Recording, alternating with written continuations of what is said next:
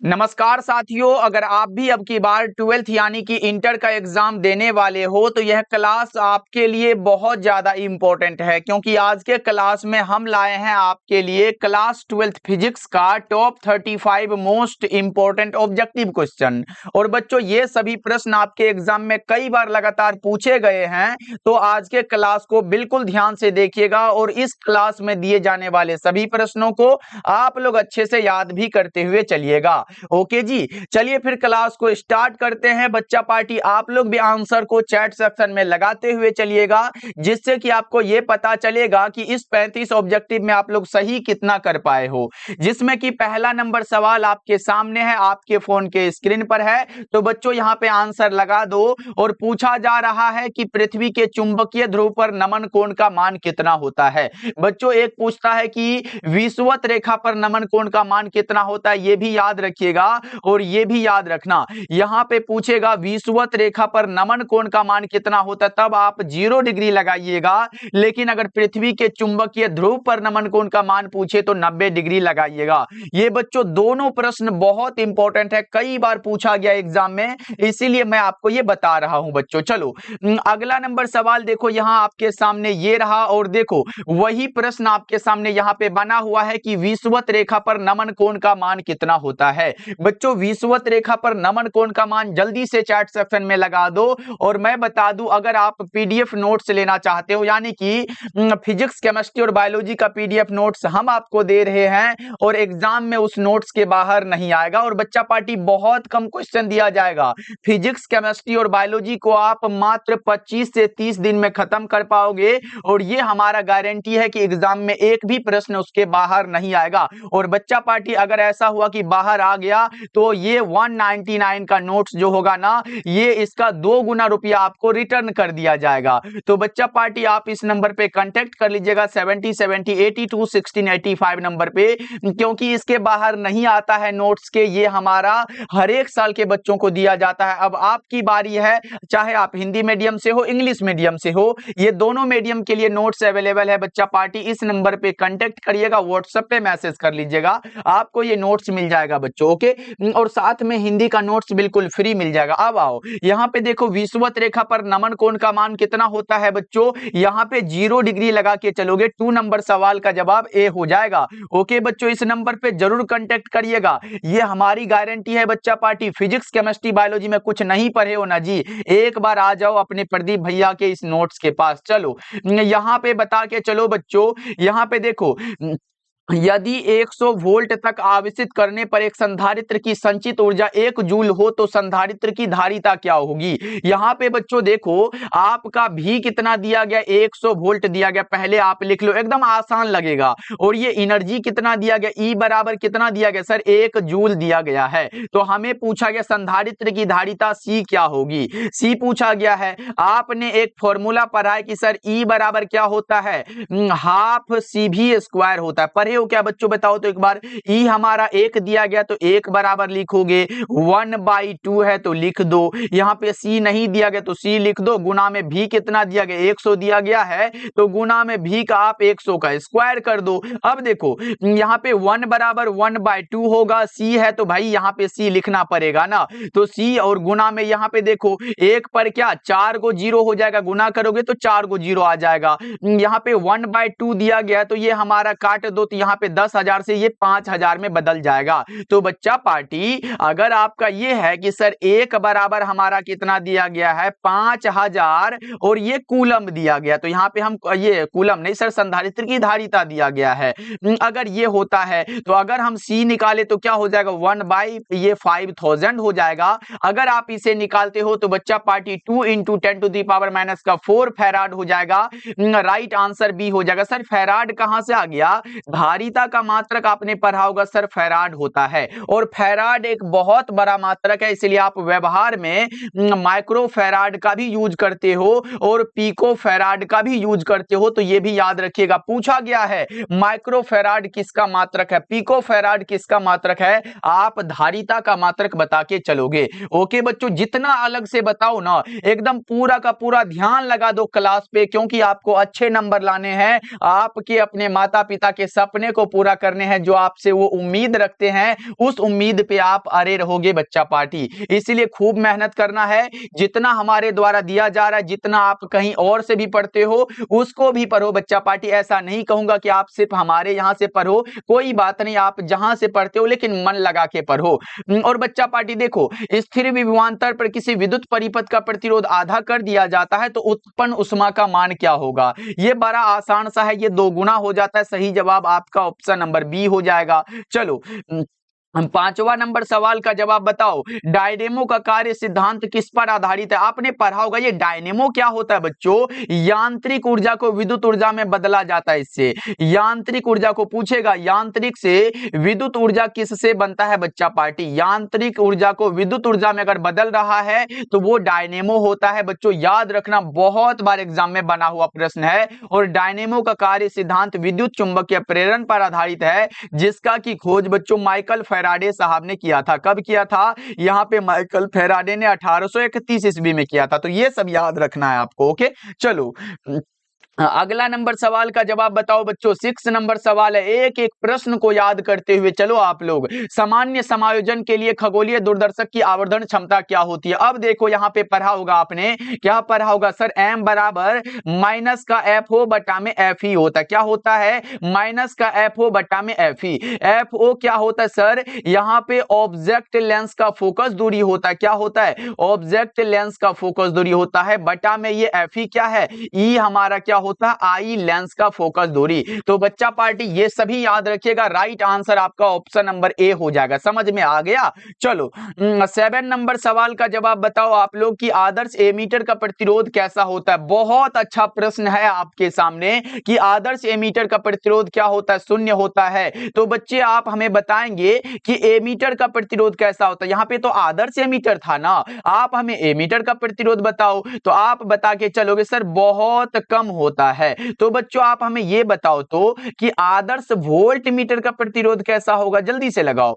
आदर्श voltmeter का प्रतिरोध कैसा होगा सर? ये अनंत हो जाएगा। क्या अनंत हो जाएगा? और बच्चा पार्टी अभी तक आपने क्लास को लाइक नहीं किया तो सभी बच्चे एक बार क्लास को जरूर लाइक करिएगा, क्योंकि बच्चा पार्टी हम आपके लिए इतना मेहनत कर रहे हैं ना, तो आप लोग भी करिएगा, क्योंकि ये विद्या आनंद का परिवार आपके लिए हमेशा तत्पर रहता है बच्चा पार्टी। इसलिए सभी बच्चे एक बार क्लास को लाइक कर लीजिएगा।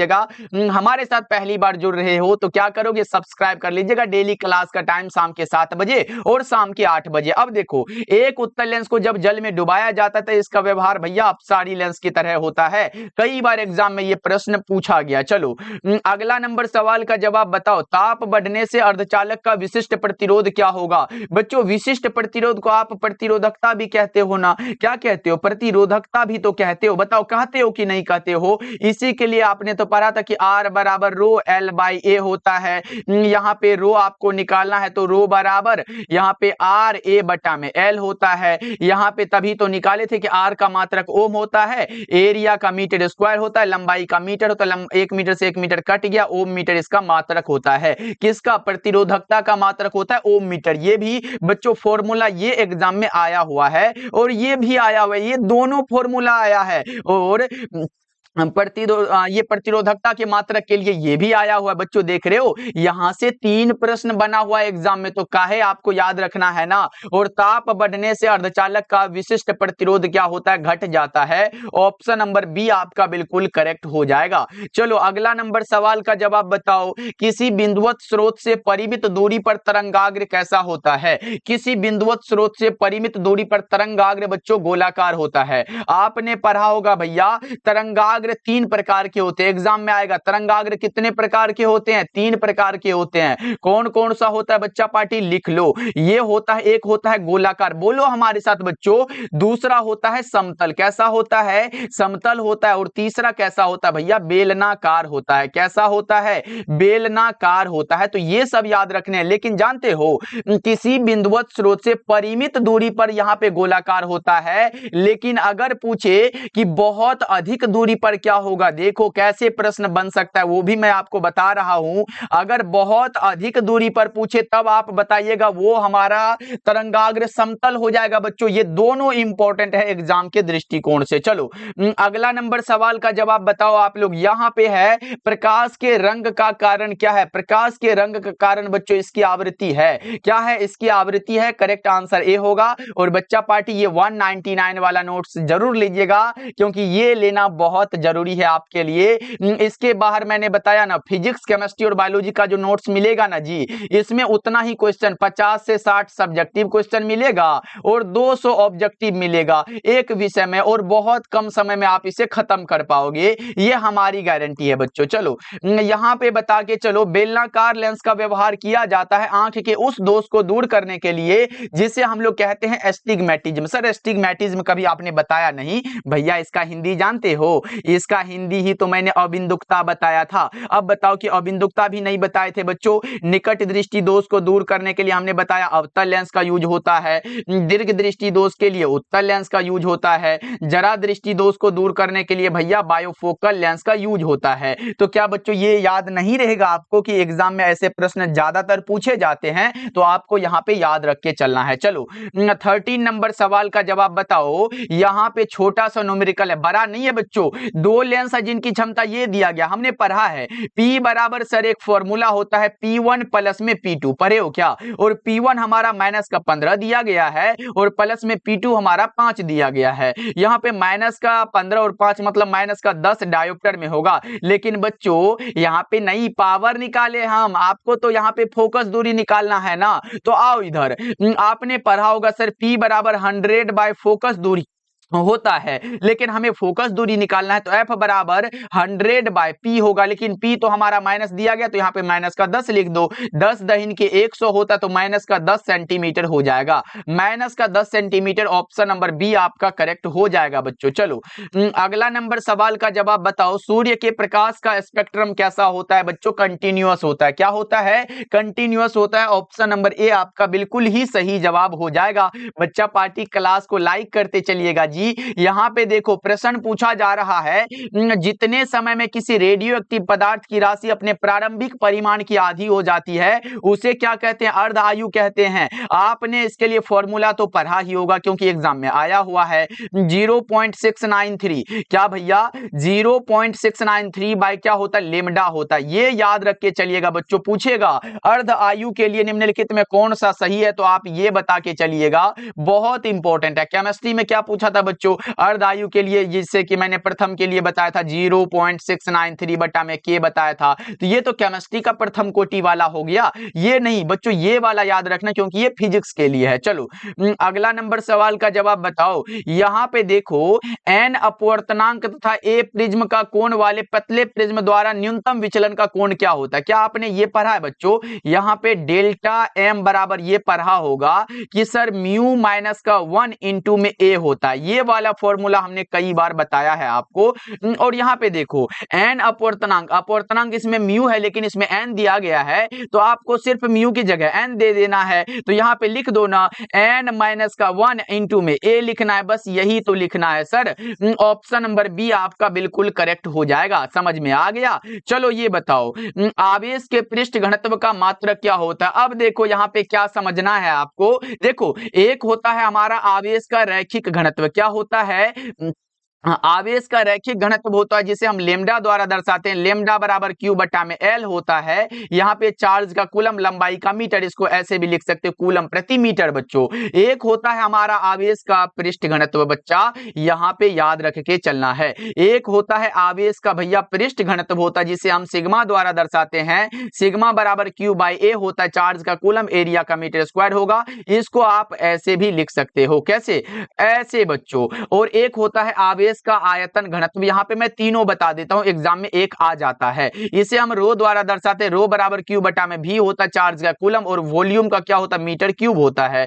आप इसको ऐसे भी लिख सकते हो। तो बच्चा पार्टी आवेश का पृष्ठ घनत्व कहीं ना कहीं आपसे ये पूछा कूलम बटा मीटर स्क्वायर, सही जवाब ऑप्शन नंबर ए हो जाएगा। क्या बच्चों ये तीनों से प्रश्न आएगा तो आप बना पाओगे एकदम आसानी से? बताओ एक बार। यहाँ पे ये याद रखना आवेश के रैखिक घनत्व को लेमडा द्वारा दर्शाते, पृष्ठ घनत्व को सिग्मा द्वारा, और और आयतन घनत्व को रो द्वारा। समझ गए बच्चों? चलो अगला नंबर सवाल का जवाब बताओ। 18 नंबर सवाल है, निम्नलिखित में किस राशि का मात्रक वोल्ट प्रति मीटर होता है? आपको मैंने बताया था कि वोल्ट प्रति मीटर आए या फिर न्यूटन प्रति कूलम आए, ये दोनों के दोनों मात्रक विद्युतीय क्षेत्र का मात्रक होता है। अब आओ यहाँ पे मैं समझाता हूं। एक होता है विद्युत फ्लक्स बच्चों, यहाँ पे ये भी बता के चलता हूं क्योंकि एग्जाम में पूछ लेता है। इसका मात्रक होता है, एक होता है न्यूटन प्रति कूलम मीटर स्क्वायर, और दूसरा मात्रक बच्चों वोल्ट इंटू मीटर होता है। ये दो मात्रक किसके लिए? विद्युतीय फ्लक्स के लिए, विद्युतीय विभव के लिए। आओ यहाँ पे मैं बताता हूं। विद्युतीय विभव का एक मात्रक वोल्ट होता है, दूसरा मात्रक जूल प्रति कूलम होता है। ये दो मात्रक इसके लिए भी मैंने बताया। अच्छा, विद्युत धारिता का एक मात्रक फैराड होता है, दूसरा मात्रक कूलम प्रति वोल्ट होता है। और ये फैराड में आप एक चीज याद रख लीजिएगा, चाहे वो माइक्रो फैराड हो या फिर पिको फैराड हो, ये भी आपको धारिता का ही मात्रक लगा के चलना है। तो दो दो फॉर्मूला मैंने तीनों का बता दिया और चारों का मैंने इसका भी तो न्यूटन प्रति कूलम बता दिया। तो बच्चों ये फॉर्मूला आपको याद रखना, फॉर्मूला नहीं मात्रक है बच्चों। ओके, समझ में आया? यहां से प्रश्न बनेगा एग्जाम में। चलो अगला नंबर सवाल का जवाब बताओ। कैथोड किरण क्या है? कैथोड किरण बच्चों इलेक्ट्रॉनों का समूह होता है। क्या होता है? इलेक्ट्रॉनों का समूह होता है। तो बताओ एक बार, इलेक्ट्रॉन के खोजकर्ता कौन है? बहुत बार एग्जाम में आया है। इलेक्ट्रॉन का खोज किसने किया था? थॉमसन साहब ने 1897 ईस्वी में। ये तो आपने बचपन में नहीं 11th में पढ़ा होगा। किसमें बच्चों? 11th में पढ़ा होगा कि इलेक्ट्रॉन की खोजकर्ता थॉमसन साहब हैं। न्यूट्रॉन की खोजकर्ता भी बताए, न्यूट्रॉन की खोजकर्ता हमारे ये जेम्स चैडविक साहब है। लेकिन एग्जाम में हमारा 12th में भी आता है, 1932 में इन्होंने ये खोजा था। प्रोटॉन वाला तो सबको पता होगा, रदरफोर्ड का नाम। क्या बच्चों? रदरफोर्ड नाम तो आपने सुना ही होगा। अच्छा, ये कब किया था सर बताओ तो? 1917 में किया था। और फोटोन में तो आइंस्टीन साहब ने किया था। क्या बच्चों? आइंस्टीन साहब ने ये खोज किया था कब? 1905 ईस्वी में। तो ये सभी याद रख सकते हो तो रख लीजिएगा, ऐसे कॉपी लेके बैठे हो तो फिर लिखते हुए चलना आप लोग। चलो अगला बता के चलो। पी टाइप के अर्धचालक में मुख्य धारावाहक कौन होते हैं? छिद्र होते हैं। अब देखो यहाँ पे अब की बार बच्चे को फंसाने वाला प्रश्न कैसे पूछा था, और यहाँ पे मैं ये क्लियर कर दूं बच्चों, यहाँ से आपका गलत नहीं होगा। अब देखो, एक होता है हमारा पी टाइप। क्या होता है? यहाँ पे लिखो, एक होता है हमारा पी टाइप और दूसरा होता है एन टाइप। यहाँ पे एक चीज याद रखो, चाहे वो पी टाइप हो, पी टाइप में आपसे पूछ सकता है बहुसंख्यक बच्चों। क्या पूछेगा? बहुसंख्यक आ सकता है, और या फिर अल्पसंख्यक आ सकता है। क्या बच्चों? अल्पसंख्यक आ सकता है। इसी प्रकार से इसमें भी क्या आ सकता है? यहाँ पे याद रखना बच्चों, यहाँ पे भी बहुसंख्यक, यहाँ पे क्या संख्यक आ सकता है, और दूसरा हमारा अल्पसंख्यक आ सकता है। अब यहाँ पे खेल ये होगा, यहाँ पे आप ये याद रख लो कि अगर आपसे पी टाइप में बहुसंख्यक पूछे तो आप होल, क्या बच्चों? होल को हो या फिर वीवर को हो या फिर छिद्र को हो, ये याद रखिएगा। और अगर पी टाइप में अल्पसंख्यक मतलब कम पूछे ना बच्चों, आप इलेक्ट्रॉन बता के चलिएगा। क्या? इलेक्ट्रॉन यहाँ पे बता के चलिएगा, एग्जाम में आया हुआ प्रश्न है, इलेक्ट्रॉन बताना है। इसी प्रकार से इसमें आओ, देखो एन टाइप में अगर बहुसंख्यक पूछे ना तो उल्टा इलेक्ट्रॉन हो जाएगा, पहले क्या होगा? इलेक्ट्रॉन हो जाएगा। जबकि अगर इसमें अल्पसंख्यक पूछे तो आप होल बता के चलिएगा। क्या आपको नहीं लग रहा कि पी टाइप का उल्टा एन टाइप है? तो बच्चों इसे अच्छे से याद रखना, क्योंकि यहां से एक प्रश्न आपके एग्जाम में फिक्स है बच्चों। ओके, चलो अगला नंबर सवाल का जवाब बताओ जरा।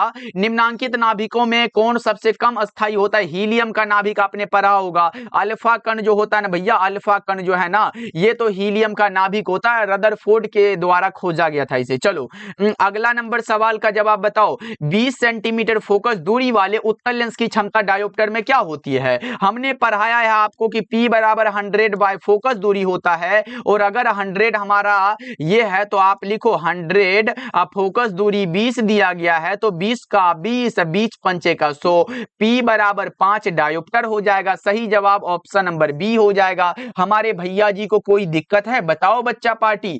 और क्लास को लाइक करते हुए चलो, देखो एक बार क्लास को लाइक वाले बटन को बच्चों नहीं दबायो आप लोग, देखो एक बार जल्दी से देखो ना उधर घूर के। अब देखो, अपचाई ट्रांसफार्मर में कौन सी राशि घटती है? वोल्टेज नाम सुने हो बच्चों, वोल्टेज। ऑप्शन नंबर बी आपका करेक्ट हो जाएगा। अच्छा, एक चीज जानते हो, इसमें पूछेगा अपचाई अपचाई ट्रांसफार्मर में धारा क्या होता है बच्चों?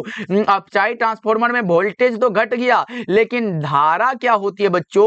ये बढ़ती है। याद रखिएगा, पूछेगा अपचाई ट्रांसफार्मर में धारा क्या होती है? बढ़ती है। और ये वोल्टेज क्या होती है? ये घटती है बच्चों। चलो अगला नंबर सवाल का जवाब बताओ, विद्युत चुंबकीय तरंगों की प्रकृति कैसी होती है? विद्युत चुंबकीय तरंगों की प्रकृति बच्चों अनुप्रस्थ होती है। अच्छा, ये पूछेगा ध्वनि तरंगों की प्रकृति कैसी होती है? ध्वनि तरंगों की प्रकृति बच्चों अनुदैर्ध्य होती है। कैसी होती है? अनुदैर्ध्य होती है। ये दोनों प्रश्न आपको यहां से याद रखना है। ओके, चलो अगला नंबर सवाल का जवाब बताओ, प्रकाश का वेग कहां पर महत्तम होगा? निर्वात में बच्चों। कहां पर निर्वात में अधिकतम होता है? राइट आंसर आपका डी हो जाएगा। चलो अगला बताओ कि एप्सिलॉन नोट का मात्रक क्या होता है? बच्चों यहां पे बताओ, परमिटिविटी जिसे कहते हो। अच्छा, एग्जाम में क्या पूछा था जानते हो कि एप्सिलॉन नोट का मान क्या होता है? आपने बताया होगा 8.85 into 10 to the power minus का 12 और इसका मात्रक फैराड पर मीटर होता है। ये कैसे होता अभी मैं बताता हूं। आपने धारिता के लिए C बराबर एप्सिलॉन नोट A बटा में D फॉर्मूला पढ़ा होगा।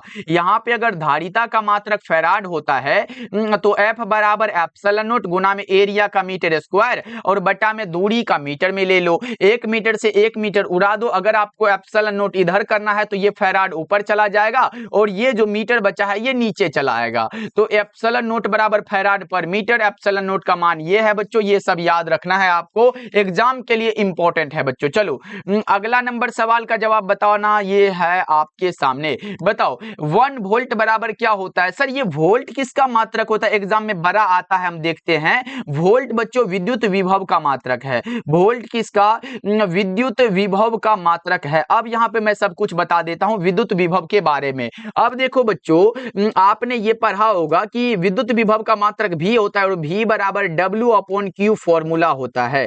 यहां पे कार्य का आपने जूल लिया और चार्ज का कूलम, तो आपने पढ़ा होगा 1 वोल्ट बराबर यहां पे 1 जूल पर कूलम होता है। ये याद रख लो आप लोग, ये याद रख लो, फॉर्मूला है तो याद रखना पड़ेगा। तो 1 वोल्ट बराबर 1 जूल पर कूलम हो गया। लेकिन जानते हो यहां से वीमा भी पूछा जाता है बच्चों। वीमीय सूत्र बड़ा एग्जाम में आता है इसका, वो मैं बताता हूं। कार्य का क्या होगा? ML2 T माइनस का 2 होगा बटा में चार्ज का AT होता है तो यहाँ पे AT लिख दो। अब इसको भगा लो, यहाँ पे M है M लिखो, L2 है 2 लिखो, T यहाँ पे है ऊपर जाएगा तो माइनस, तो T माइनस का 3 हो जाएगा और A ऊपर जाएगा तो A पर पावर माइनस लग जाएगा, नीचे से ऊपर जाएगा तो प्लस से माइनस हो जाता है बच्चों। अब देखो ML2 T minus 3 A minus, ये याद रखना बच्चों। वीमा याद रखना है आपको, बहुत इंपॉर्टेंट होता है, तो ये सब याद रखना। अच्छा सर विद्युत विभव जो है ना ये अदिश राशि है, समझे हो क्या? विद्युत विभव अदिश राशि है, ये भी याद रखना है। चलो अब आगे बढ़ते हैं। अगला बताना जरा सा कि हीरा का अपवर्तनांक करीब कितना होता है? 2.42 होता है और हीरा का अपवर्तनांक सभी पदार्थों के अपवर्तनांक से अधिक होता है। अच्छा, हीरा का क्रांतिक कोण कितना होता है? ये जल्दी से लगा दो। हीरा का बच्चों क्रांतिक कोण कितना होता है? तो आपका आएगा सर 24.41 डिग्री होता है। हीरा का क्रांतिक कोण 24.41 डिग्री होता है। ओके, चलो अगला नंबर सवाल का जवाब बताओ। 29 नंबर सवाल है, आवेशित संधारित्र पर संग्राहक पट्टिका और संघनक पट्टिका के आवेशों का योग शून्य होता है।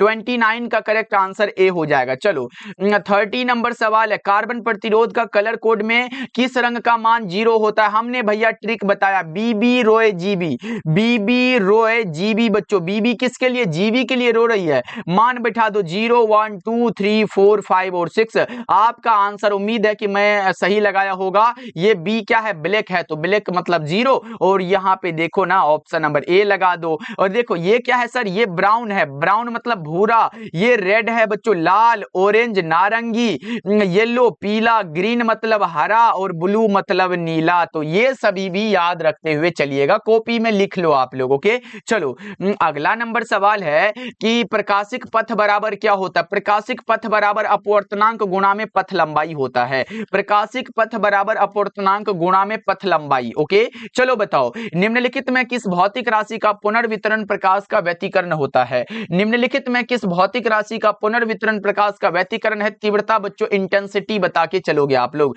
क्या इंटेंसिटी बता के चलिएगा। अगला बताओ कि फोटोन का विराम द्रव्यमान क्या होता है? बच्चों फोटोन का विराम द्रव्यमान शून्य होता है। फोटोन को आप कहते हो कि सर ये आवेश रहित होता है। क्या होता है? आवेश आवेश रहित पूछेगा, पूछा हुआ है बच्चों निम्नलिखित में कौन आवेश रहित है, तो फोटोन बता के चलते हो। अच्छा ये 9.1 × 10⁻31 क्या है बच्चों, ये इलेक्ट्रॉन का द्रव्यमान है, आपने पढ़ा होगा एग्जाम में आया हुआ है, इलेक्ट्रॉन का द्रव्यमान इतना होता है। तो ये किसका द्रव्यमान है, तो बच्चा पार्टी ये प्रोटॉन का द्रव्यमान है, किसका है, ये प्रोटॉन का द्रव्यमान है। तो ये भी याद रख लो आप लोग, ओके। और ये आदर्श वोल्टमीटर का प्रतिरोध अनंत, इससे याद रख लो आप लोग। चलो अब आगे बढ़ते हैं, ये बता के चलो बच्चों की बोर का आवृत्ति शर्त क्या होता है, बताओ बोर का आवृत्ति शर्त क्या होता है, E1 - E2 बराबर hν होता है, E1 - E2 बराबर hν। ऑप्शन नंबर बी आपका करेक्ट हो जाएगा। ऐसे पढ़ा होगा ना, E बराबर सर hν होता है, यहाँ पे H को हम प्लांक कांस्टेंट कहते हैं। चलो अगला बता के चलो,